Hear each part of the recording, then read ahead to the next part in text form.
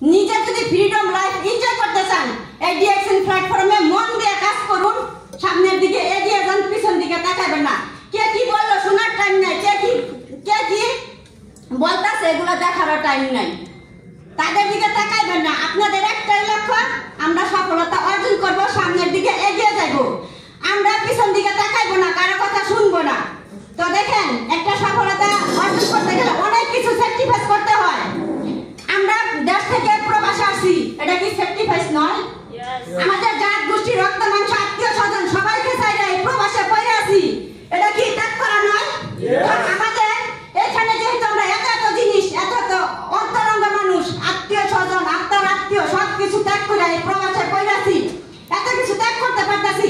তাই প্রবাসী জীবনের বন্ধু বান্ধব আমরা যখন নাকি অবসর থাকি, আমরা কি করি? এখানে যাই ওইখানে যাই, ঘুরতে যাই। কেন? এই সময়টাকে আমরা কাজে লাগাই, এই সময়টাকে আমরা কাজে লাগাই, দেখি আমাদের লাইফটাকে সিস্টেমে তৈরি করা যায় নাকি। আমরা যখন দেশ থেকে প্রবাস থেকে দেশে যাইব, তখন আমরা আমাদের যেন কারো কাছে হাত পাততে না হয়। আমরা সব সময় চাবো মানুষে আমাদের কাছে হাত পাতবো, যেহেতু আমরা প্রবাসে কাজ করে মানুষরা সবাইকে দিতেছি, আত্মীয় স্বজন সবাইকে দিয়ে চালাইতেছি। যখন আমরা এখান থেকে চলে যাবো, যখন আমরা চলে যাবো চাকরিটা যখন ছাইড়া দিব, তখন আমরা যে জানানোর কাজ করি সেটা আমাদের কেউ জিজ্ঞাসা করতো না। তুই বলে ওকে জিজ্ঞাসা করতো না, একদিন ফোন দিয়েও জিজ্ঞাসা করতো না। আমাদের যে ভালোবাসে, তারা কেন ভালোবাসে? আমাদেরকে ভালোবাসে না, আমাদের কর্মকে ভালোবাসে। তো যখন আমরা কর্ম চাইলে আমাদের গন্তব্য আমরা পৌঁছাই দেবো, তারা কি আমাদের জিজ্ঞাসা করবো? তারা কি আমাকে টাকা দিব? তারা কি আমাদের সাহায্য করবো? কেউ করবো না।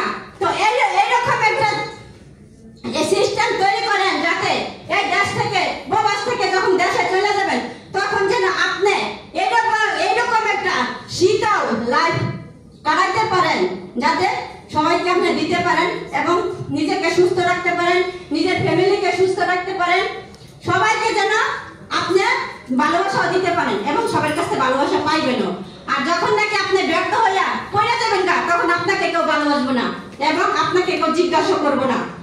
হাতে যদি টাকা থাকে সবাই ভালোবাসে, হাতে টাকা না থাকলে কেউ ভালোবাসে না। সম্মানীয় প্রিয় ভাই ও আপুরা, আমি সবাইকে বলবো, আবারও বলতেছি, কেউ হেলায় হারাবেন না, অবহেলা করবেন না, যার যার গন্তব্যে সবাই পৌঁছাইবেন।